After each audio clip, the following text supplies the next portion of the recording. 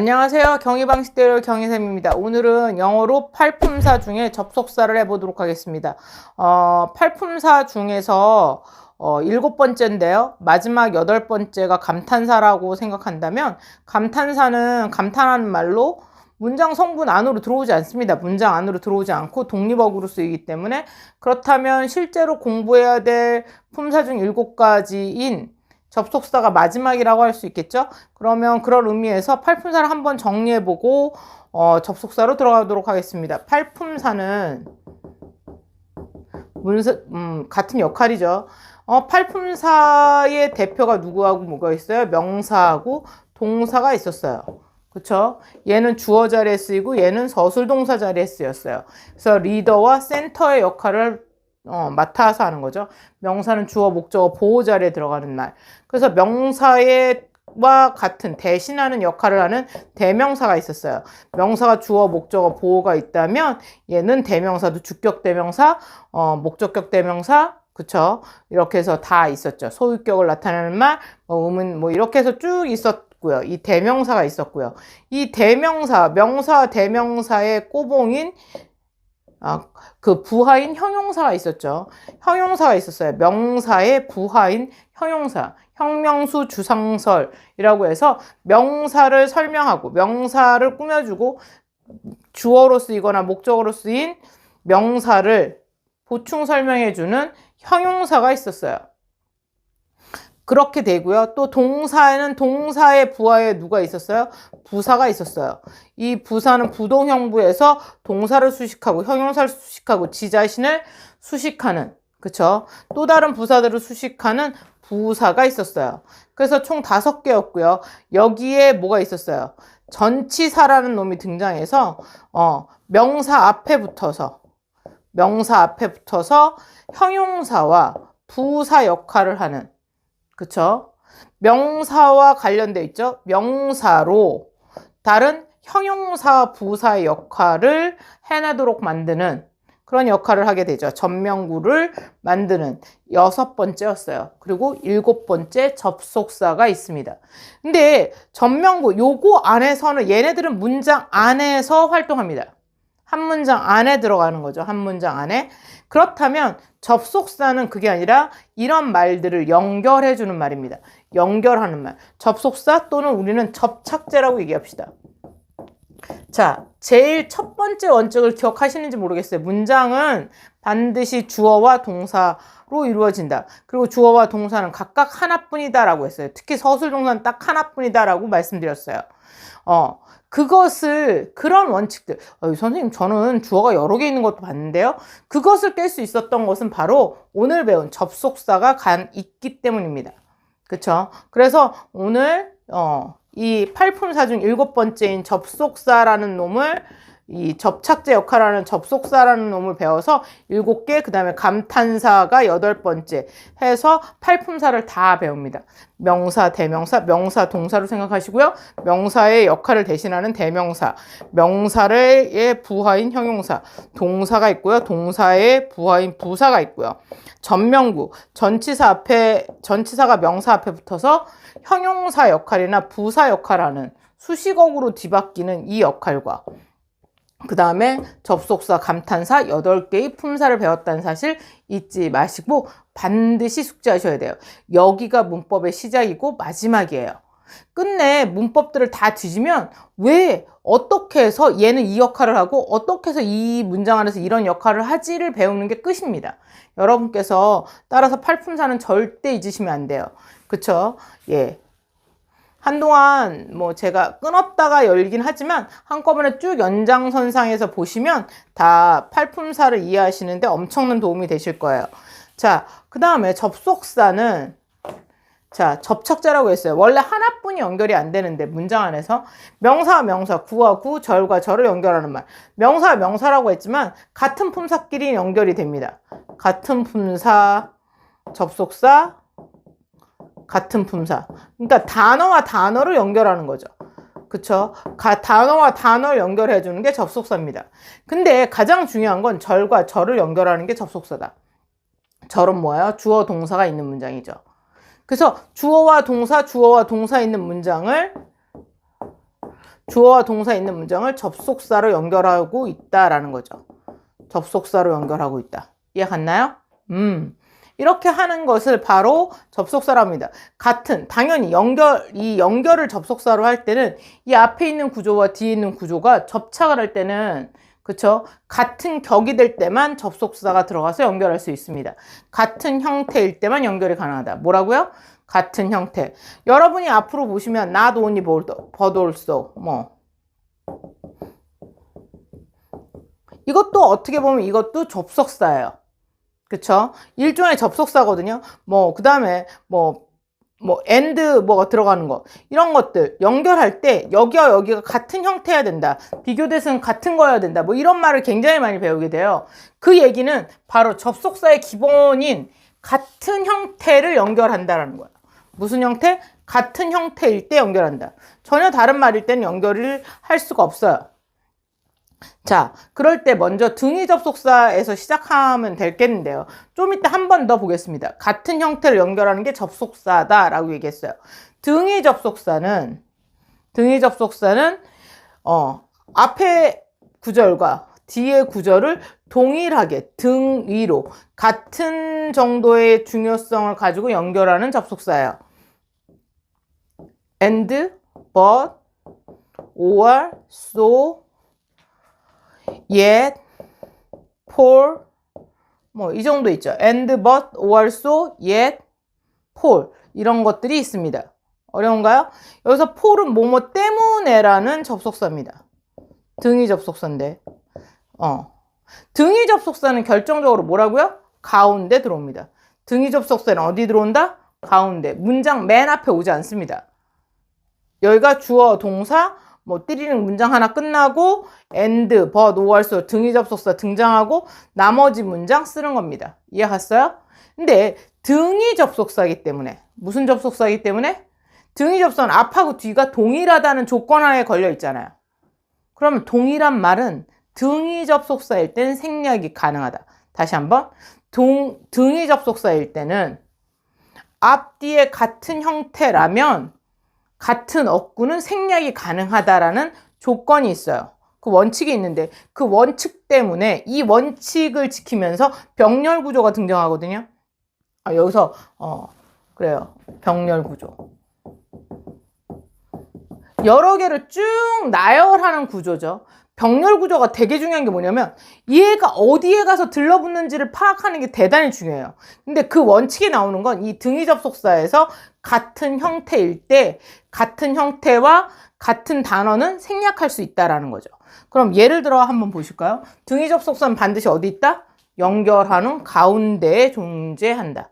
어렵지 않죠? 그러면 한번 볼게요. 문장을. 자, 이 문장 한번 볼까요? I'm pretty and I'm kind. 그러면 여기서 I am이 어때요? 동일하죠. 그럼 뒤에 문장에 얘가 생략된다고 보시면 돼요. 그럼 I am pretty and kind. 이렇게 되는 거죠. 그래서 결국 형용사와 형용사를 등위 접속사인 and로 연결하고 있어요. 나는 예쁘고 친절하다. 이렇게 되는 거죠. 그쵸? 이럴 때 I am이 생략된다는 거예요. 동일하기 때문에. 그래서 결과적으로 형용사와 형용사를 연결해주고 있죠.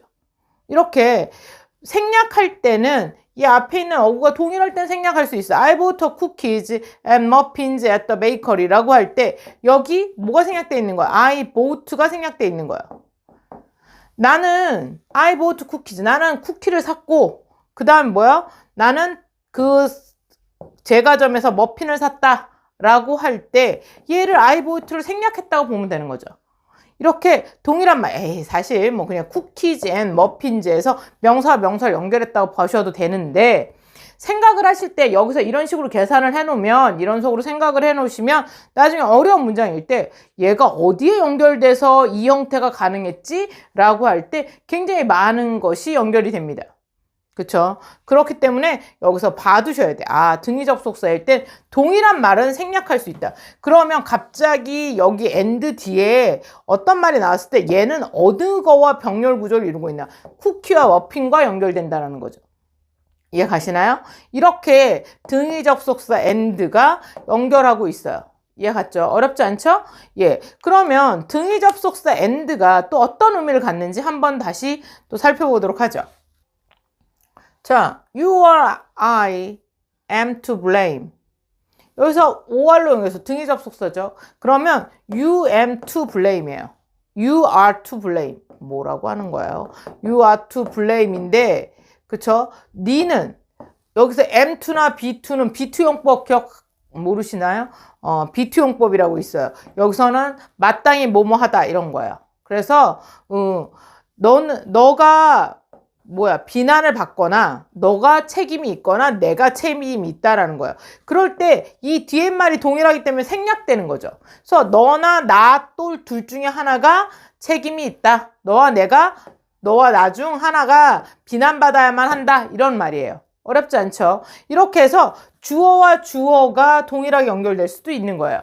이해가시죠? 그래서 and로 연결할 때와 or로 연결할 때, or일 때는 뒤에 있는 말에 얘를 일치를 시켜주는구나 이런 거 알 수 있죠. 이 문장을 통해서 이렇게 할 수 있어요.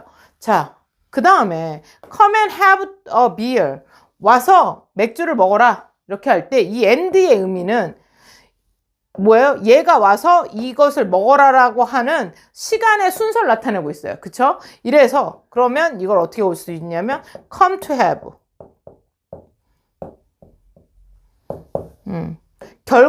부사용법의 결과를 보거나 아니면 목적으로 와서 비어를 먹기 위해서 와라. 또는 와서 맥주를 먹어라. 결과를 본 거죠. 이런 식의 같은 의미가 되는 거죠. 이렇게 and를 to로 바꿔 쓸 수 있는 경우가 있어요. 두 사건의 연속을 나타내는 거죠. 동사와 동사를 연결할 때는 시간의 순서를 나타낼 수 있어요. 그쵸? 그 다음에 cup and saucer 하라고 할 때 이 cup and saucer가 뭐냐면 얘가 어가 하나예요. 여기에 따로 붙어 있어요? 아니죠. 이거는 한 쌍이에요.